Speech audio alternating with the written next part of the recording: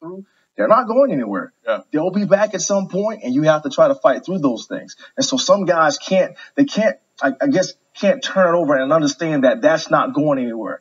That in those injuries, playing through fatigue, or not having your legs back the next week, the consistency week in and week out, that's not coming back.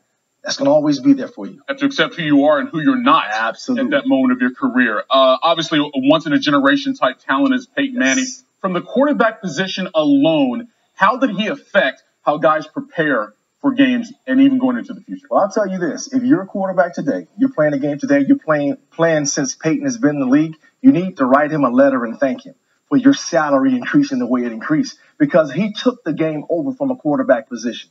Taking the field, he was the field general. He took advantage of everything. It wasn't coming from the sideline. It was coming from his eyes. He would read the defense. He would see what the secondary is doing. Linebackers are moving. Then he would get everybody aligned, get everybody in the proper position to attack what they are trying to do, the weak spot and what they're trying to do. Now, every quarterback wants to do that. Everybody wants to get to the line of scrimmage, go hurry up, have the green light to tell the offensive coordinator, these are the routes I want to run against these individuals because they're weak in